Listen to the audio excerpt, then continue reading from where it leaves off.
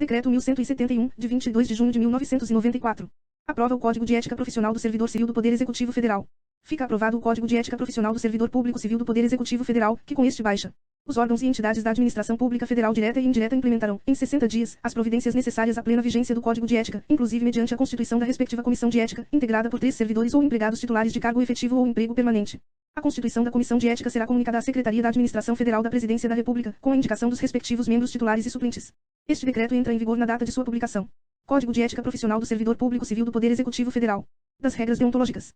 A dignidade, o decoro, o zelo, a eficácia e a consciência dos princípios morais são primados maiores que devem nortear o servidor público, seja no exercício do cargo ou função, ou fora dele, já que refletirá o exercício da vocação do próprio poder estatal. Seus atos, comportamentos e atitudes serão direcionados para a preservação da honra e da tradição dos serviços públicos. O servidor público não poderá jamais desprezar o elemento ético de sua conduta. Assim, não terá que decidir somente entre o legal e o ilegal, o justo e o injusto, o conveniente e o inconveniente, o oportuno e o inoportuno, mas principalmente entre o honesto e o desonesto, consoante as regras contidas no artigo 37, caput, e parágrafo 4º, da Constituição Federal. A moralidade da administração pública não se limita à distinção entre o bem e o mal, devendo ser acrescida da ideia de que o fim é sempre o bem comum. O equilíbrio entre a legalidade e a finalidade, na conduta do servidor público, é que poderá consolidar a moralidade do ato administrativo.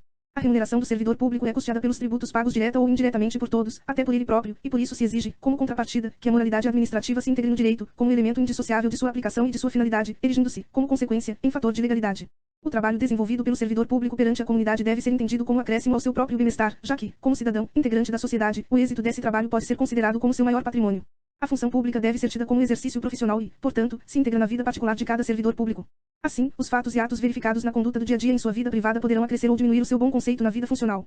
Salvo os casos de segurança nacional, investigações policiais ou interesse superior do Estado e da administração pública, a serem preservados em processo previamente declarado sigiloso, nos termos da lei, a publicidade de qualquer ato administrativo constitui requisito de eficácia e moralidade, ensejando sua omissão comprometimento ético contra o bem comum, imputável a quem a negar.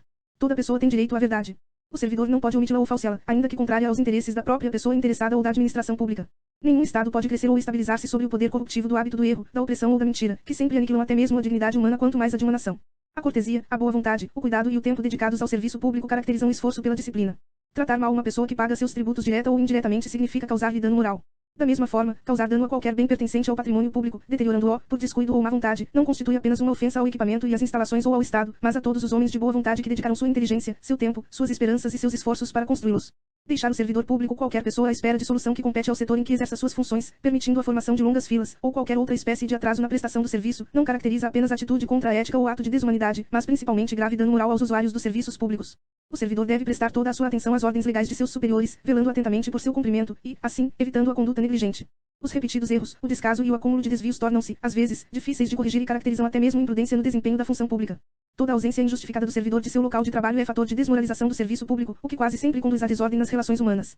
O servidor que trabalha em harmonia com a estrutura organizacional, respeitando seus colegas e cada concidadão, colabora e de todos pode receber colaboração, pois sua atividade pública é a grande oportunidade para o crescimento e o engrandecimento da nação. Dos principais deveres do servidor público. São deveres fundamentais do servidor público. Desempenhar, a tempo, as atribuições do cargo, função ou emprego público de que seja titular.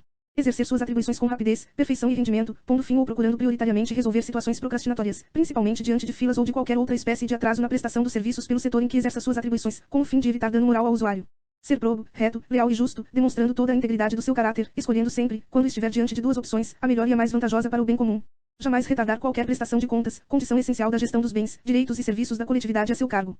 Tratar cuidadosamente os usuários dos serviços aperfeiçoando o processo de comunicação e contato com o público. Ter consciência de que seu trabalho é regido por princípios éticos que se materializam na adequada prestação dos serviços públicos. Ser cortês, ter urbanidade, disponibilidade e atenção, respeitando a capacidade e as limitações individuais de todos os usuários do serviço público, sem qualquer espécie de preconceito ou distinção de raça, sexo, nacionalidade, cor, idade, religião, cunho político e posição social, abstendo-se, dessa forma, de causar-lhes dano moral. Ter respeito à hierarquia, porém sem nenhum temor de representar contra qualquer comprometimento indevido da estrutura em que se funda o poder estatal. Resistir a todas as pressões de superiores e hierárquicos, de contratantes, interessados e outros que visem obter quaisquer favores, benefícios ou vantagens indevidas em decorrência de ações imorais, ilegais ou éticas e denunciá-las. Zelar, no exercício do direito de greve, pelas exigências específicas da defesa da vida e da segurança coletiva. Ser assíduo e frequente ao serviço, na certeza de que sua ausência provoca danos ao trabalho ordenado, refletindo negativamente em todo o sistema. Comunicar imediatamente a seus superiores todo e qualquer ato ou fato contrário ao interesse público, exigindo as providências cabíveis. Manter limpo e em perfeita ordem o local de trabalho, seguindo os métodos mais adequados à sua organização e distribuição. Participar dos movimentos e estudos que se relacionem com a melhoria do exercício de suas funções, tendo por escopo a realização do bem comum. Apresentar-se ao trabalho com vestimentas adequadas ao exercício da função.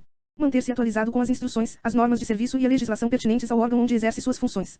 Cumprir, de acordo com as normas do serviço e as instruções superiores, as tarefas de seu cargo ou função, tanto quanto possível, com critério, segurança e rapidez, mantendo tudo sempre em boa ordem.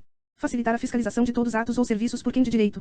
Exercer com estrita moderação as prerrogativas funcionais que lhe sejam atribuídas, abstendo-se de fazê-lo contrariamente aos legítimos interesses dos usuários do serviço público e dos jurisdicionados administrativos. Abster-se, de forma absoluta, de exercer sua função, poder ou autoridade com finalidade estranha ao interesse público, mesmo que observando as formalidades legais e não cometendo qualquer violação expressa à lei. Divulgar e informar a todos os integrantes da sua classe sobre a existência deste código de ética, estimulando o seu integral cumprimento. Das vedações ao servidor público. E vedado ao servidor público. O uso do cargo ou função, facilidades, amizades, tempo, posição e influências, para obter qualquer favorecimento, para si ou para outrem. Prejudicar deliberadamente a reputação de outros servidores ou de cidadãos que deles dependam. Ser, em função de seu espírito de solidariedade, conivente com erro ou infração a este código de ética ou ao código de ética de sua profissão. Usar de artifícios para procrastinar ou dificultar o exercício regular de direito por qualquer pessoa, causando-lhe dano moral ou material. Deixar de utilizar os avanços técnicos e científicos ao seu alcance ou do seu conhecimento para atendimento do seu mister. Permitir que perseguições, simpatias, antipatias, caprichos, paixões ou interesses de ordem pessoal interfiram no trato com o público, com os jurisdicionados administrativos ou com colegas hierarquicamente superiores ou inferiores. Pleitear, solicitar, provocar, sugerir ou receber qualquer tipo de ajuda financeira, gratificação, prêmio, comissão, doação ou vantagem de qualquer espécie, para si, familiares ou qualquer pessoa, para o cumprimento da sua missão ou para influenciar outro servidor para o mesmo fim. Alterar ou deturpar o teor de documentos que deva encaminhar para providências. Iludir ou tentar iludir qualquer pessoa que necessite do atendimento em serviços públicos. Desviar servidor público para atendimento a interesse particular. Retirar da repartição pública, sem estar legalmente autorizado, qualquer documento, livro ou bem pertencente ao patrimônio público. Fazer uso de informações privilegiadas obtidas no âmbito interno de seu serviço, em benefício próprio, de parentes, de amigos ou de terceiros. Apresentar-se embriagado no serviço ou fora dele habitualmente. Dar o seu concurso a qualquer instituição que atente contra a moral, a honestidade ou a dignidade da pessoa humana.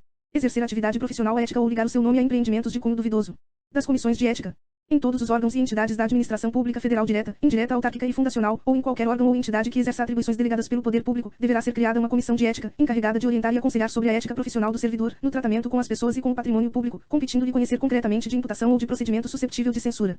A comissão de ética incumbe fornecer, aos organismos encarregados da execução do quadro de carreira dos servidores, os registros sobre sua conduta ética, para o efeito de instruir e fundamentar promoções e para todos os demais procedimentos próprios da carreira do servidor público.